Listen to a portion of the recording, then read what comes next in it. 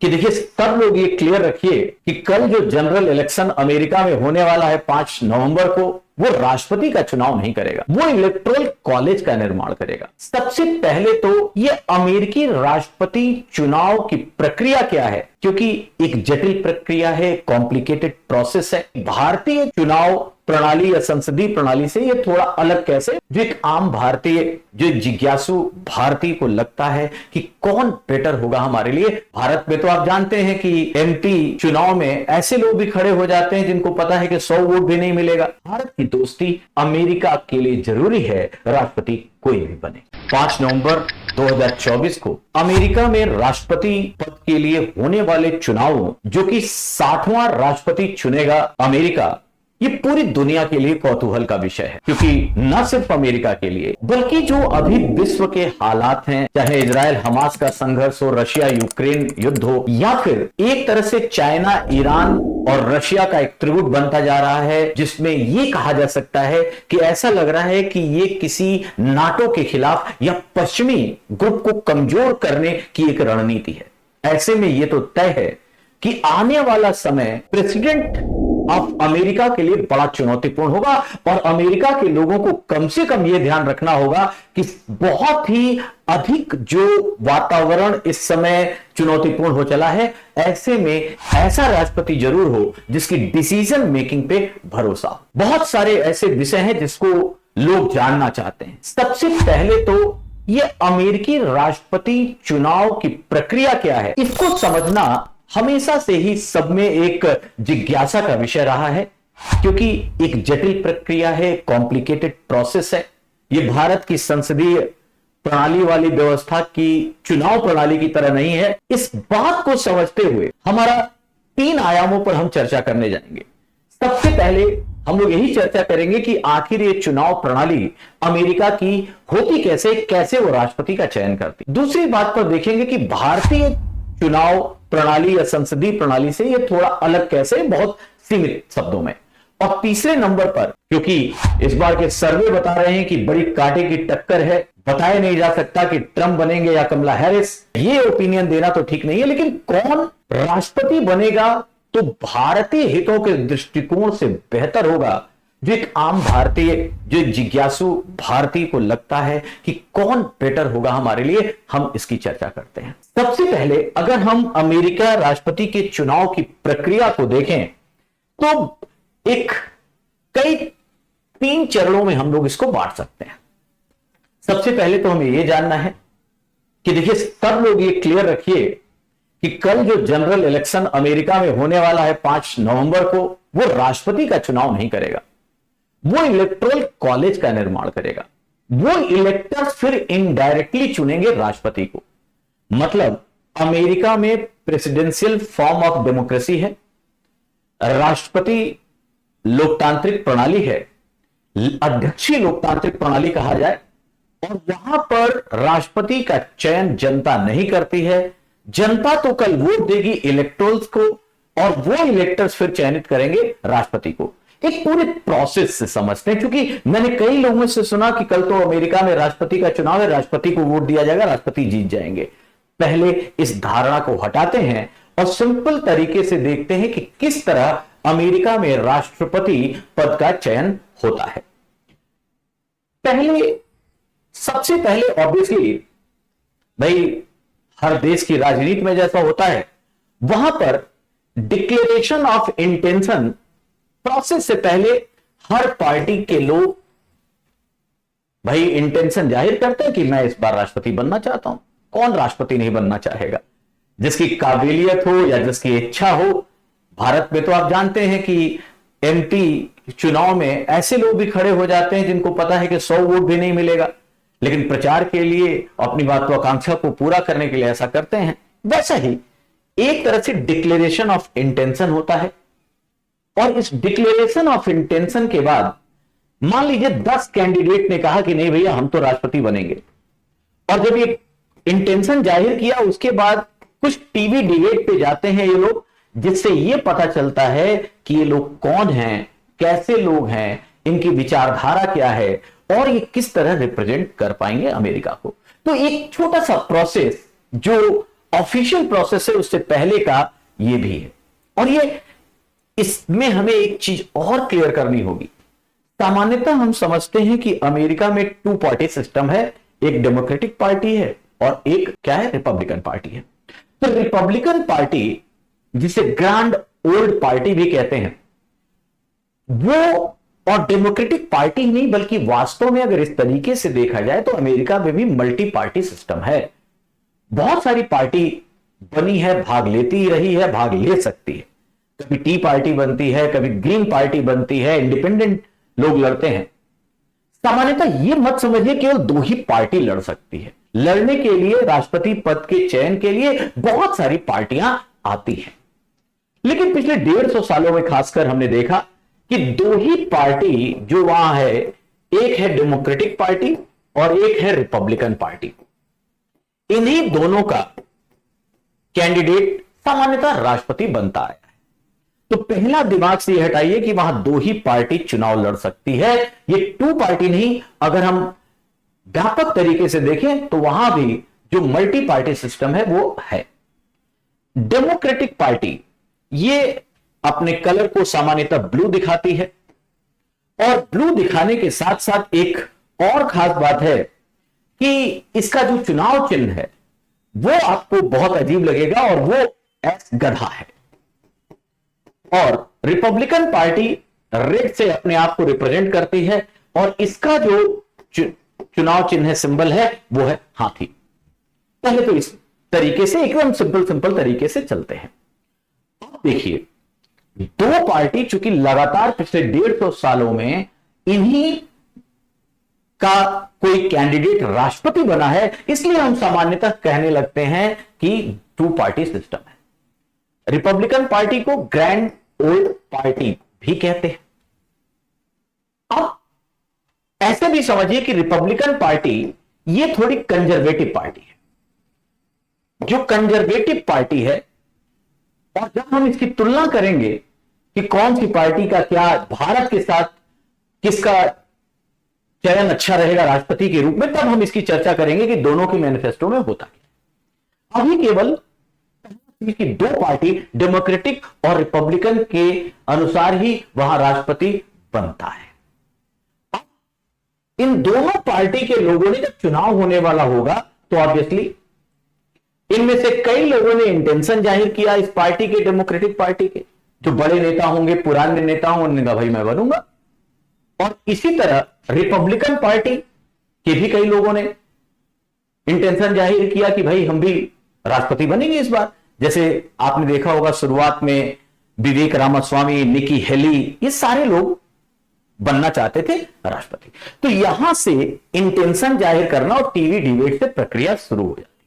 लेकिन अब जब फॉर्मल प्रोसेस पे आते हैं तो सबसे पहले जब इसकी बात होती है राष्ट्रपति चुनाव की, तो यहां पर 2 चीजें आपको समझना होता है।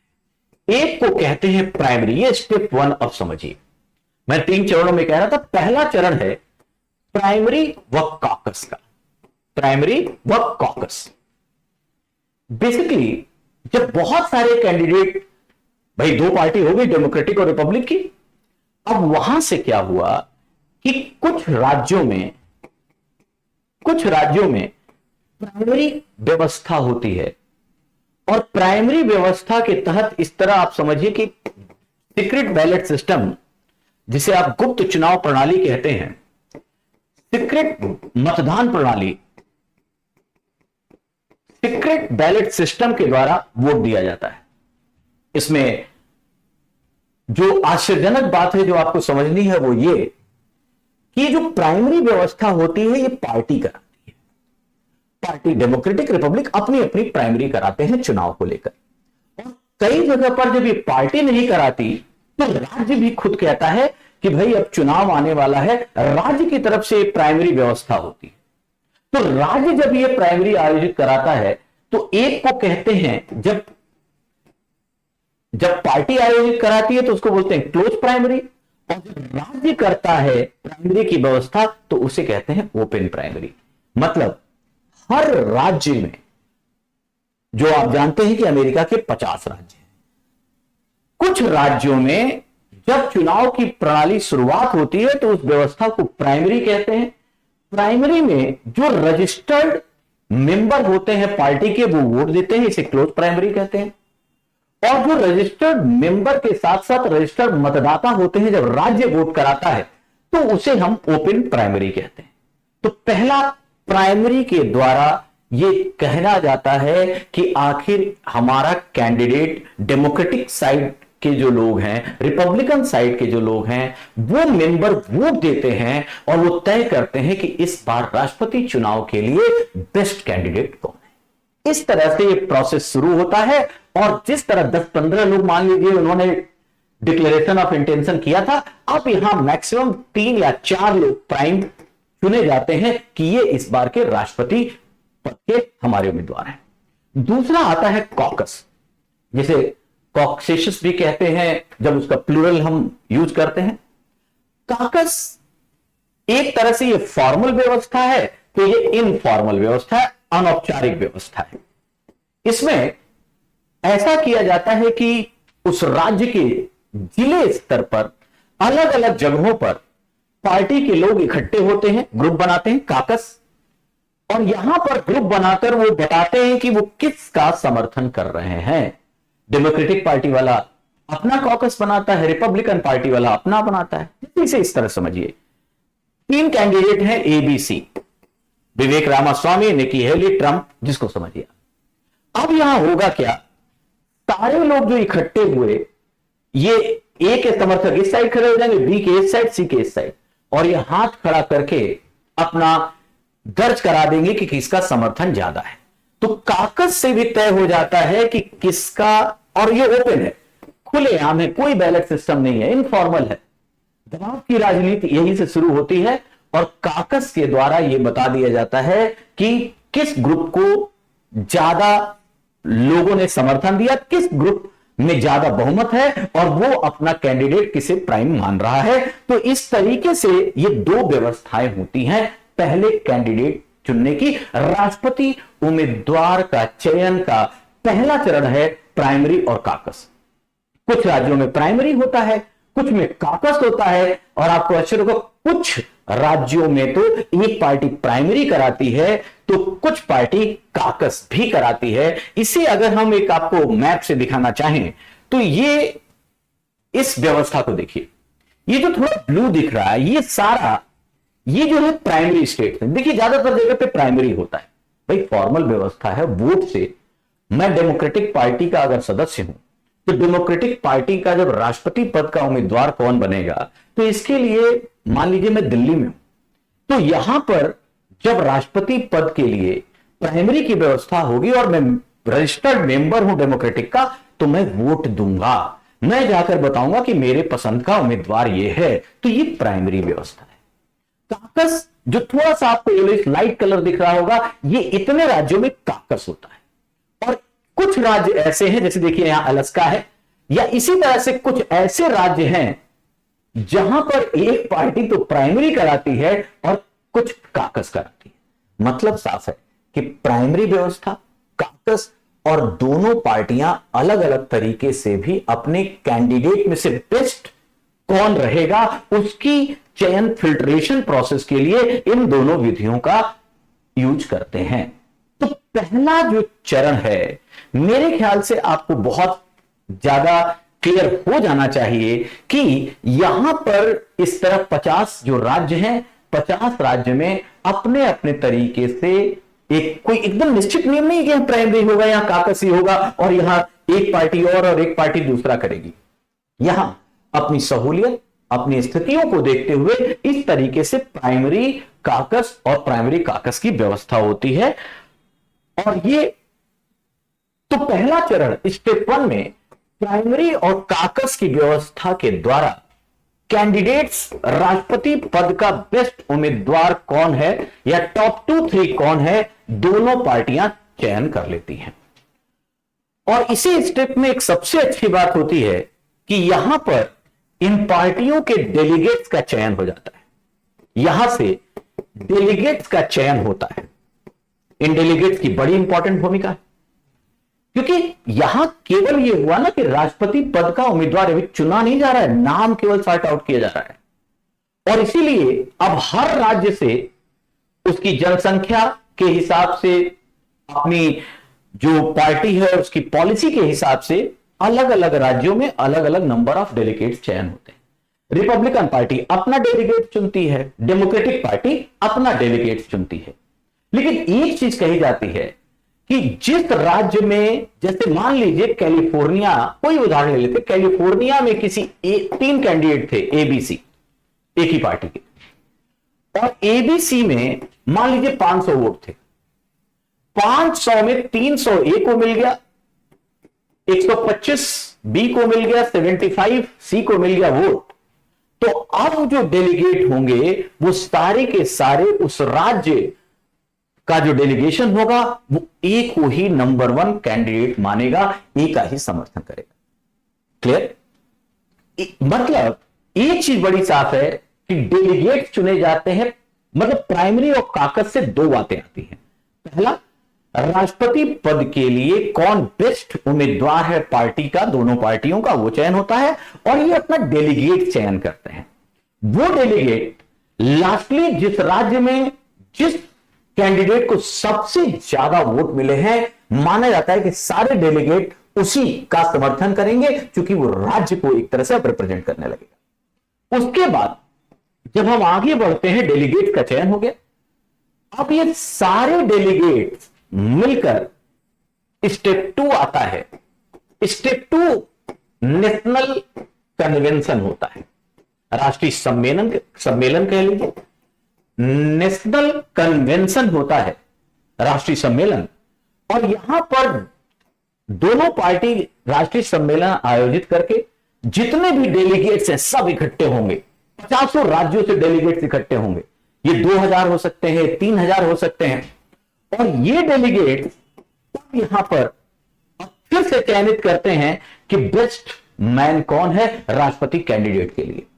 वहां से जो नाम चला 15 से मान लीजिए 4-5 हो गए, और यहां आते थे प्राइमरी और काकस के बाद नेशनल कन्वेंशन में तय होता है कि हमारा कौन राष्ट्रपति पद का उम्मीदवार होगा। और डेलीगेट्स के वोट के आधार पर फिर तय हो जाता है, चलिए मान लेते हैं कि एक कैंडिडेट होगा। अब जब एक कैंडिडेट हो गया, इसको चयनित कर लिया गया, और इस चयन के बाद तब जाकर नेशनल कन्वेंशन के बाद जब कैंडिडेट डिसाइड हो गया, फाइनल हो गया, तो फाइनल होने के बाद अब यहां से नेशनल डिबेट शुरू होता है, जो अमेरिकी राष्ट्रपति प्रणाली की एक बड़ी, आप कहिए कि सकारात्मक बात है, जिसे हम लोगों को सीखना चाहिए बहुत। चूंकि केवल बातों से नहीं, अगर कौन अपनी पॉलिसी को अच्छे तरीके से रख लेता है, कौन भारतीय या अमेरिका का है तो अमेरिकी हितों का बेहतर तरीके से रक्षक होता है, उसको जनता देखती है। और इस आधार पर तब जब नेशनल डिबेट शुरू होते हैं, और एक रिपब्लिकन पार्टी का है, एक डेमोक्रेटिक पार्टी का है, और तब यह लगने लगता है कि हां दोनों में से कौन ज्यादा मजबूत है, अब इसे जनता देख रही है।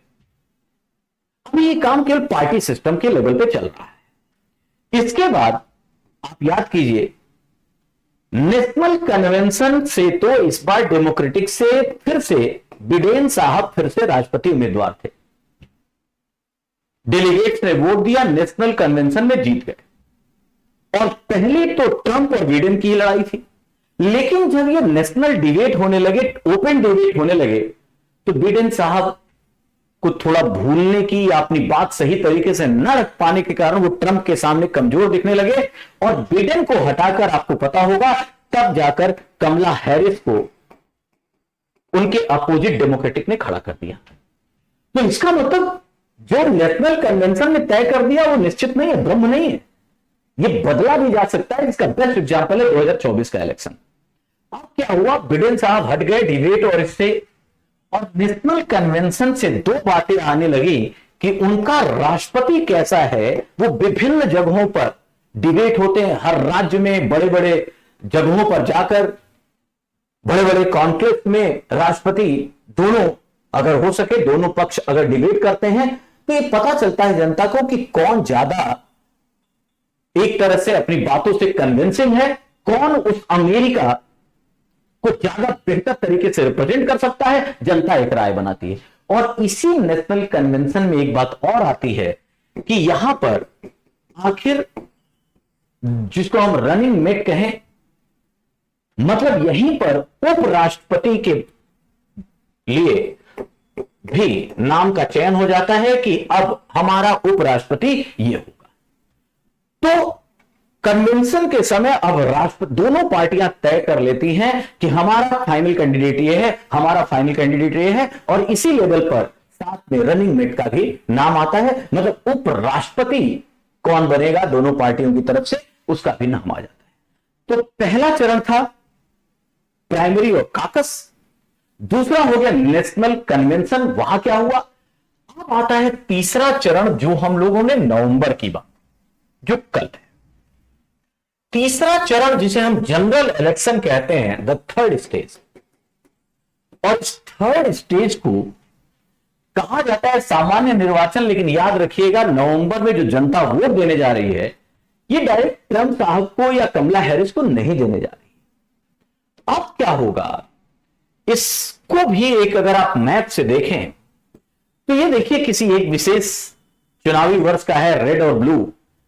मैंने पहले ही कहा रेड का मतलब होता है रिपब्लिक और ब्लू का मतलब होता है डेमोक्रेट। ये 50 राज्य हैं और 50 राज्य का इलेक्टोरल नंबर दिया गया है।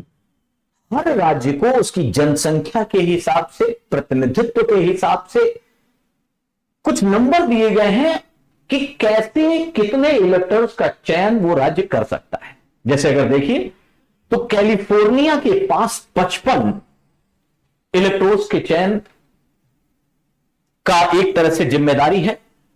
और इसी तरह सभी राज्यों का देखिए थोड़ा अलग अलग सा दिखता है। अलास्का देखिए सबसे कम 3 है। और इसको अगर इस तरह देखा जाए, मतलब आप तीसरे चरण में थोड़ा और आसान कर दूं, स्टेप 3 में वास्तव में जिसे हम जनरल इलेक्शन कहते हैं, वो जनरल इलेक्शन होता है इलेक्टोरल कॉलेज का चयन। इलेक्टोरल कॉलेज बनता है और ये चयन करता है, मतलब एक तरह से इस इलेक्शन के द्वारा इलेक्टर्स का चयन किया जाएगा। अब ये इलेक्टर्स क्या होते हैं? ये इलेक्टर्स होते हैं हर राज्य को उसके जनसंख्या के हिसाब से, उसकी सीनेट, उसके हाउस ऑफ रिप्रेजेंटेटिव के हिसाब से इलेक्टर्स दिए गए हैं। जैसे मैंने कहा कैलिफोर्निया में 55 है, अलास्का में 3 है। इसे कुछ इस तरह से देखिए, जैसे भारत में लोकसभा और राज्यसभा है, वैसा ही अमेरिका की संसद को कांग्रेस कहते हैं, आप जानते हैं। और कांग्रेस जो हमारे यहां राज्यसभा है, अमेरिका में उसे सीनेट कहते हैं, और जो लोकसभा है अमेरिका में उसे हाउस ऑफ रिप्रेजेंटेटिव कहते हैं। और इसमें कुछ ऐसा होता है कि सीनेट के 100 सदस्य हैं और 100 का सीधा मतलब है 50 राज्य हैं, तो हर राज्य से 2-2, कोई समझौता नहीं। 50 राज्य हैं, हर राज्य से 2 सीनेट में मेंबर आएंगे, तो 100 सीट यहां हो गई। और उसके बाद आप जानते होंगे कि 535 + 3 मान लीजिए, ये हाउस ऑफ रिप्रेजेंटेटिव की सीट है। तो इसी हिसाब से ये संख्या इस तरीके से निर्धारित की गई, जैसे कैलिफोर्निया को क्यों 55 दिया गया, तो हर जगह देखिए 2 सीट तो सीनेट की हो गई। इसका मतलब 53 सीट्स हाउस ऑफ रिप्रेजेंटेटिव की है, कहां? कैलिफोर्निया। ठीक है ना, 55 हो गई। जैसे मान लीजिए अलास्का का नाम लिया था, अलास्का में 3 सीट है, तो 2 तो फिक्स ही है, सीनेट हर राज्य को 2 मिलनी है। इसका मतलब सोचिए हाउस ऑफ रिप्रेजेंटेटिव में अलास्का को केवल कितनी सीट है? 1 सीट है। तो इस तरह से जनसंख्या और अन्य नियामकों के हिसाब से अलग अलग रिप्रेजेंटेशन है। हर स्टेट को अलग अलग तरीके से, जैसे कैलिफोर्निया अगर 55 है, उसी तरह से जैसा मैंने कहा कि टेक्सास को देखिए यहां 38 है। तो अलग अलग जगहों पर अलग अलग सीटों की व्यवस्था की गई है। इसको हम इलेक्टर्स कहते हैं। मतलब इन राज्यों से जो चुना जाएगा उसको हम इलेक्टर्स कहेंगे। और जो इलेक्टर्स हैं, जैसे ये आपने देखा, अब ये जो चुनाव हो रहा है, जो आम जनता, जनरल इलेक्शन है, अब जनता वोट देगी और जनता किसको चुनेगी? इलेक्टोरल कॉलेज बनाएगी। किससे? वो चुनेगी इलेक्टर्स को। हर पार्टी अपना वहां बेस्ट रिप्रेजेंटेटिव देगी, उस राष्ट्रपति कैंडिडेट को जिसको उस पर विश्वास होगा। हर राज्य में एक तरह से वो अपना व्यक्ति खड़ा करेगा जिसे वो अपना एक तरह से रिप्रेजेंटेटिव समझता हो, जिसपे उसको लॉयल्टी का विश्वास हो, फेथ का विश्वास हो, और वो इलेक्टर्स कहलाता है।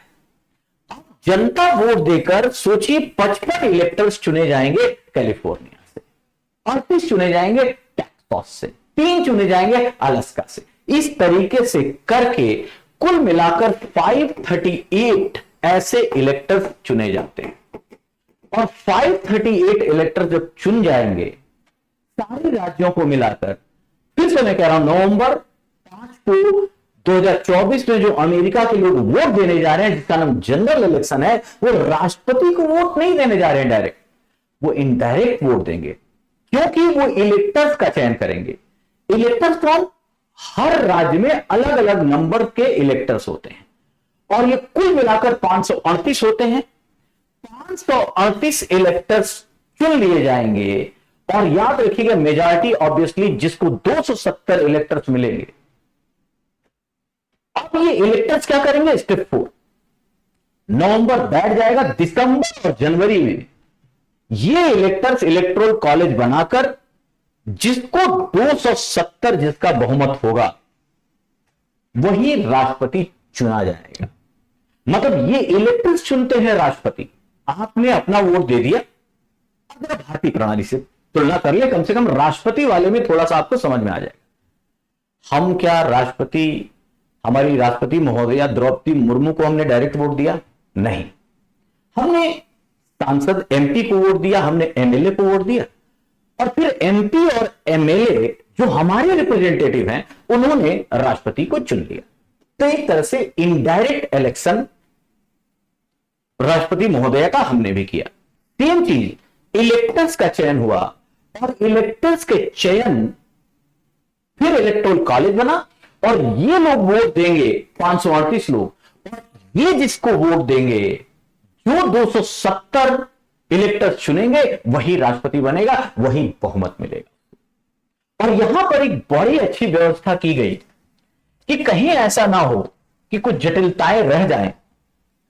तो कैलिफोर्निया में जो 55 सीटें हैं, अगर मान लीजिए यहां इलेक्टोरल्स में 30 सीटें मिल गई डेमोक्रेटिक को, जस्ट सपोज, क्योंकि वहां डेमोक्रेटिक प्रभावी है, तो रही सही रिपब्लिकन को मिली मान लीजिए कल 25 सीटें, तो वहां एक रूल काम करता है, विनर्स टेक ऑल।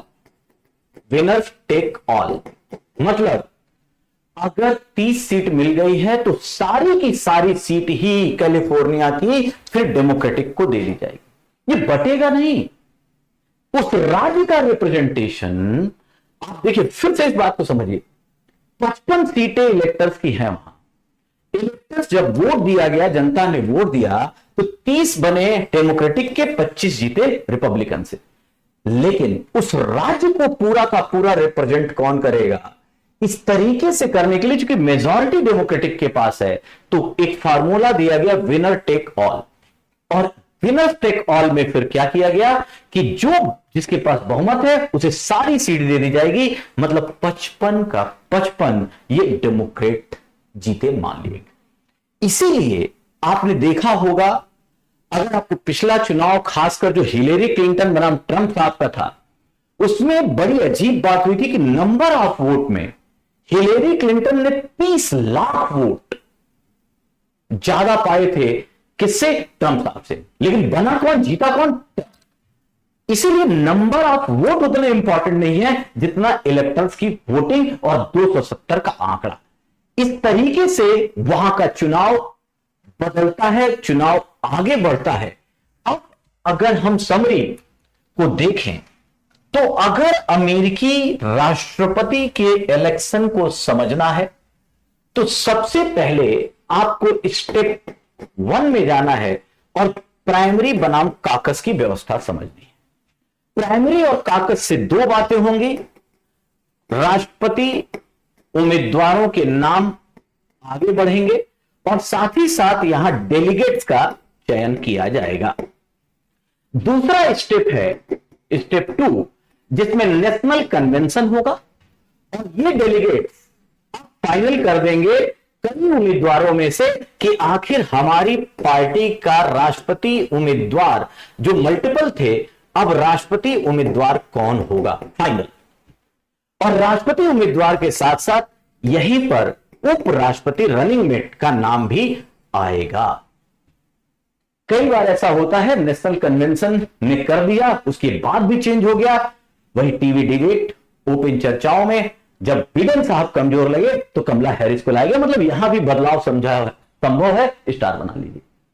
तीसरा चरण आता है जनरल इलेक्शन का। अभी तक राष्ट्रपति चुना नहीं गया, यहां तक पार्टी का काम था केवल। अब जनता का काम आता है। जनता क्या करती है, वो वोट देती है, राज्यों में वोट देती है, लेकिन वो राष्ट्रपति को नहीं दे रही डायरेक्ट, वो इलेक्टर्स का चयन कर रही है। और जो इलेक्टर्स होते हैं, ये इलेक्टर्स राज्यों से चुने जाते हैं और फिर जाकर चौथे चरण में जब इलेक्टोरल कॉलेज का निर्माण होता है और ये वोट देकर जिसे भी 270 प्लस की मेजॉरिटी इलेक्टर्स देते हैं, और तब जाकर राष्ट्रपति इस आधार पर चयनित होता है। बहुत बेसिक हिसाब से आप इस 4 चरणों को देखिए। मेरे ख्याल से चीजें समझ में आई होंगी। नवंबर में चुनाव होगा तो भी राष्ट्रपति क्लियर नहीं होगा, जनवरी में जाकर राष्ट्रपति के नाम की घोषणा की जाएगी। ये 4 स्टेज से होकर राष्ट्रपति चुनाव हो जाता है। देखिए, इन सबके बाद अगर हम बहुत सिंपल भारतीय प्रणाली से तुलना करें तो देखिए, सबसे पहले तुलना इसलिए भी एकदम 1 to 1 इसलिए सही नहीं है क्योंकि दोनों लोकतांत्रिक व्यवस्था तो है, लेकिन जो भारत है और यूनाइटेड स्टेट्स ऑफ अमेरिका है, भारत में संसदीय व्यवस्था है, संसदीय प्रणाली ऑफ डेमोक्रेसी है, जबकि यूएसए में प्रेसिडेंशियल या अध्यक्षीय प्रणाली है। अब जब संसदीय प्रणाली है तो इन दोनों का ऑब्वियसली अंतर होगा और एक साथ एक जैसी तुलना नहीं की जा सकती या ना करनी चाहिए।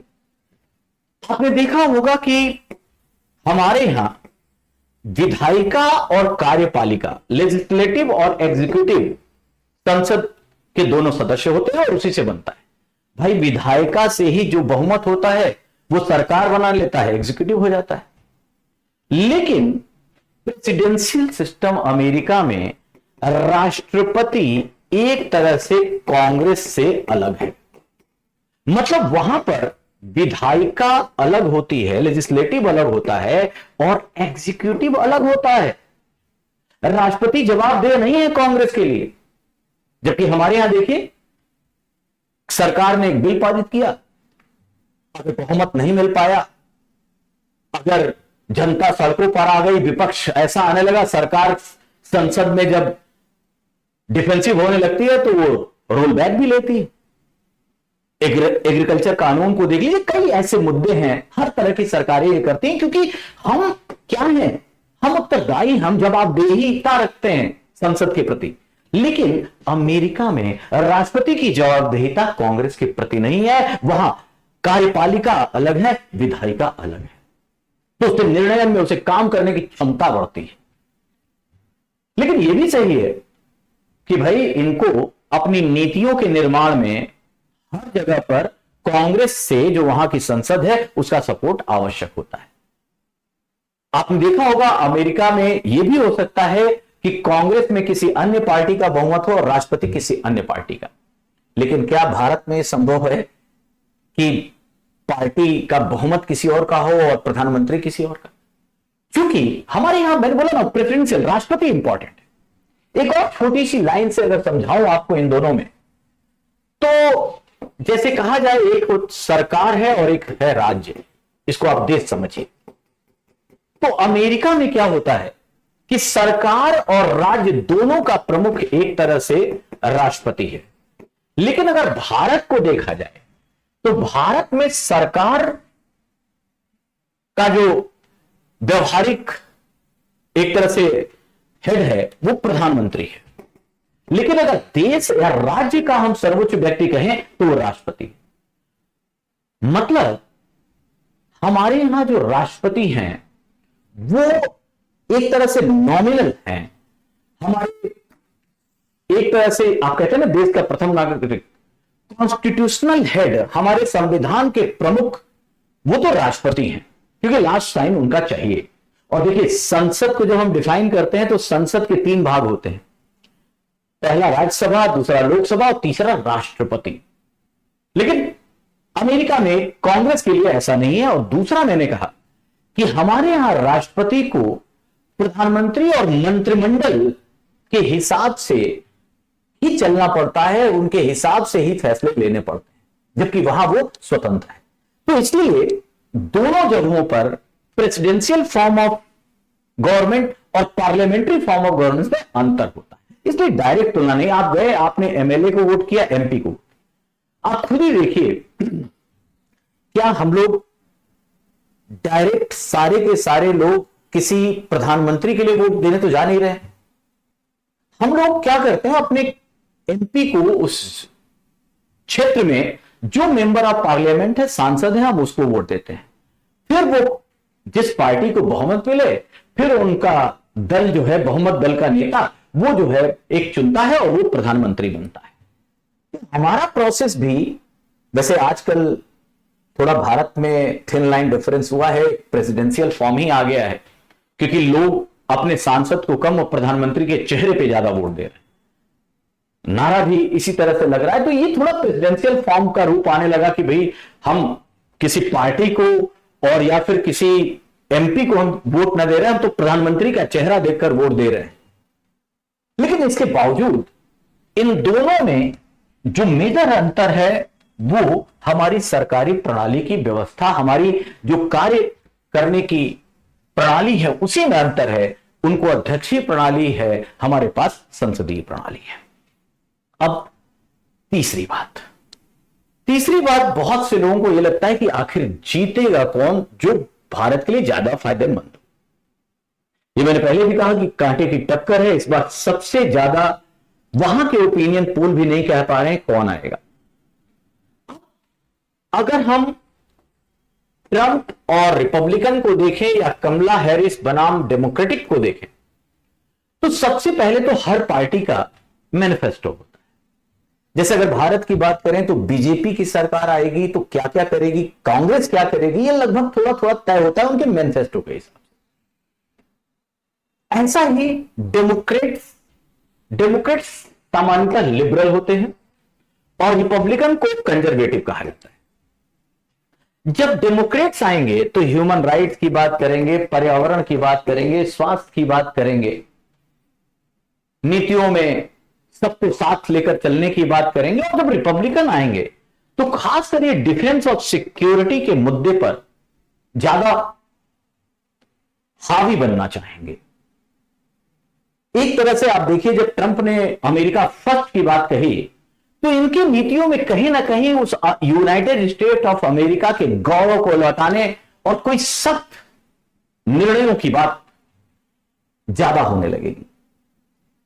इसीलिए ट्रंप साहब जब भी कोई बात कहते हैं तो आप देखेंगे वो चाइना के खिलाफ, जब कोविड आया था तो उन्होंने उसे वुहान वायरस, चाइना वायरस कह दिया था। 2-3 जो पूरे ग्लोबल सिनारियो को लेकर है और भारतीय परिप्रेक्ष्य को देखा जाए तो ट्रंप का जो पुराना दौर रहा था उसको देखते हुए अगर वो राष्ट्रपति बनते हैं तो उनका पॉजिटिव संदर्भ भारत के संदर्भ में यह है, उन्होंने खुद चुनाव से 3 दिन पहले खासकर हिंदुओं के लिए जो अपनी संवेदना जाहिर की उसे सकारात्मक रवैये से भारत देख सकता है। और उन्होंने कहा केवल भारत नहीं बल्कि बांग्लादेश या अन्य देशों में रह रहे हिंदू जो अल्पसंख्यक है वहां उनकी रक्षा का भी मैं प्रयास करूंगा, खासकर बांग्लादेश के लिए उन्होंने बात कही। इसी तरह आपको याद होगा ट्रंप और मोदी की केमिस्ट्री बड़ी एक तरह से आकर्षक कही गई और दुनिया में न्यूज का कारण बनी। हाउडी मोदी प्रोग्राम हुआ तो नमस्ते ट्रंप प्रोग्राम हुआ, और फिर इस चुनाव में भी हमारे प्रधानमंत्री को लेकर ट्रंप साहब ने कहा कि वो हमारा सबसे विश्वसनीय मित्र है। इन बातों के अलावा दूसरा नंबर जो दिखता है कि ट्रंप साहब रशिया के उतने ज्यादा आलोचक नहीं है जितनी डेमोक्रेटिक सरकार होती है, लेकिन चाइना को लेकर ट्रंप की पॉलिसी में थोड़ी एग्रेसिवनेस देखी जा सकती है। ट्रेड वार शुरू हुआ था, बीआरआई के खिलाफ ट्रंप ने काफी कुछ कहा था, और जिस तरह से आजकल वैश्विक परिदृश्य हैं और एक रशिया, ईरान और चाइना का ट्रायंगल की बात की जा रही है, ऐसे में जो राष्ट्रपति ट्रंप आएंगे तो वो इस मुद्दे पर थोड़े एग्रेसिव वो ले सकते हैं। और ऐसे में भारत, क्योंकि ऑलरेडी दक्षिणी चीन सागर में चीन की आक्रामक नीतियों को देखते हुए क्वाड का जो गठन हुआ उसमें ऑस्ट्रेलिया, जापान और अमेरिका के साथ भारत भी मेंबर है। और याद रखिए, ये कोई एक तरह से सैन्य सब गठबंधन नहीं है, ये तो केवल फ्री, ओपन और फेयर नेविगेशन की बात करता है। ये सिक्योरिटी डायलॉग है, quadrilateral security dialogue in Quad. तो ऐसे में थोड़ी यहां एग्रेसिवनेस की स्थिति देखी जा सकती है। डेमोक्रेटिक आती है, और चूंकि कमला हैरिस का रिश्ता भारतीय मूल का है, और हम ये सोच सकते हैं कि अगर कोई इंडियन ओरिजिन का है तो उसकी संवेदना भारतीयों के प्रति रहेगी।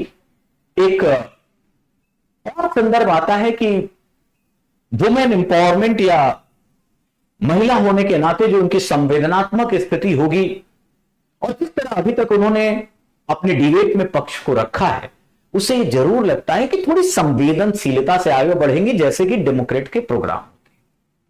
लेकिन यह कह देना कि कमला हैरिस इंडियन ओरिजिन की है तो भारतीय हितों की रक्षक होंगी, यह बड़ा अजीब सी बात होगी और उसको कहा नहीं जा सकता। इसीलिए देखिए, कमला हैरिस ने भारतीय हितों को लेकर, हिंदू हितों को लेकर बहुत कोई स्पष्ट बात नहीं कही।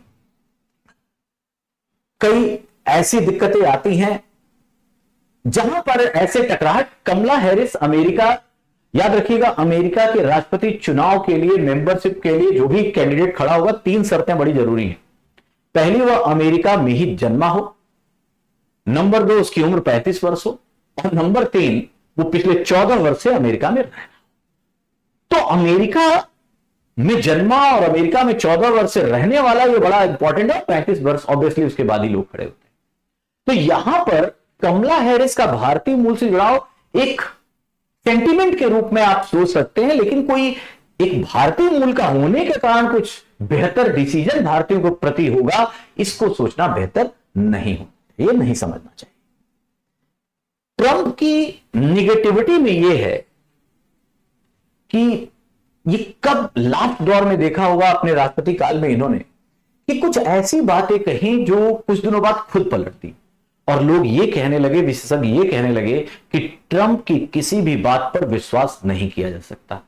तो अनसर्टेनिटी ट्रंप को लेकर हमेशा बनी रहेगी, और जहां उनके हित अमेरिका के हित टकराएंगे, ये किसी भी पुराने संबंधों को ध्यान नहीं देंगे। याद रखिएगा, ये वही ट्रंप हैं जिन्होंने हमारी GSP, generalize service of preference को समाप्त किया।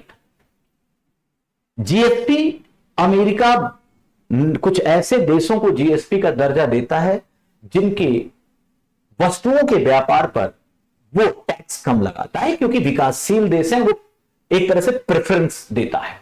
लेकिन ट्रंप ने भारत को एक तरह से बढ़ती अर्थव्यवस्था मानकर जीएसपी का दर्जा छीन लिया। और ऐसे ही हमारे कई पेटेंट को लेकर, हमारी दवाओं के एक तरह से व्यापार को लेकर, और आयात निर्यात को लेकर, सब्सिडी को लेकर उनका रुख बहुत पॉजिटिव नहीं रहा है। तो कुल मिलाकर सबसे पहले कौन बनेगा, दोनों के अपने प्रो हैं, अपने कौन से, दोनों के अपने पॉजिटिव नेगेटिव हैं। लेकिन याद रखिए कि कोई बने, भारत जिस तरह से एक इमर्जिंग पावर है, भारत ने जिस तरह अपने आप को वैश्विक मानचित्र में स्थापित किया है, अमेरिका एक तरफ, दूसरी तरफ चाइना जिस तरह है, अगर अमेरिका को चाइना को संतुलित करना है, उसकी सप्लाई चेन के एक्शन के रूप में किसी देश को देखना है, एशिया में बैलेंस ऑफ पावर को देखना है, दुनिया में अगर उसे इस तरीके से चलना है कि चाइना रशिया के नेक्सस को मजबूत ना होने दिया जाए, तो एक ही देश है जिसके साथ वो बेहतर रिश्ता बढ़ा के चल सकता है, और वो है भारत। अमेरिका की अपनी जरूरतें इतनी ज्यादा हैं, भारत पर वो डिपेंड है कि चाहे कमला हैरिस बने, चाहे ट्रंप बने, चाहे डेमोक्रेट्स आए, चाहे रिपब्लिकन्स आए, कोई भी आए, आज की परिस्थितियों में वैश्विक संदर्भों को देखते हुए कोई भी आएगा वो भारत से बेहतर रिश्ता बनाएगा ही। हां, एक दो पॉइंट 19-20 का अंतर हो सकता है जो पर्सनल होता है और अपने पार्टी के मैनिफेस्टो से संचालित होता है। तो ट्रंप और हैरिस में से कोई भी आए, पहला पॉइंट, भारत के साथ रिश्ते बेहतर बनाना उनकी मजबूरी होगी और जरूरी होगा। दूसरा पॉइंट, केवल रिपब्लिकन और डेमोक्रेट या ट्रंप और हैरिस की जो अपना जो व्यक्तित्व है उसके हिसाब से 19-20 का अंतर हो सकता है। इसलिए इस डिबेट में बहुत ज्यादा जान नहीं है कि ट्रंप बन जाएंगे तो भारतीय हित ज्यादा सधेंगे या कमला हैरिस बनेंगी तो। भारत जिस स्थिति में है, एक तरह से भारत उनकी एक तरह से विकल्प नहीं है, उनकी आवश्यकता है, उन्हें बेहतर रिलेशन बनाना ही होगा। तो आज की चर्चा इतने पे ही रोकूंगा। मुझे लगता है कि पहला जो सबसे जटिलतम प्रोसेस है कि राष्ट्रपति का चुनाव कैसे होता है, 4 स्टेप मैंने समझाए, संसदीय प्रणाली अध्यक्षीय प्रणाली का थोड़ा अंतर बताया, और लास्ट में भारत की दोस्ती अमेरिका के लिए जरूरी है, राष्ट्रपति कोई भी बने।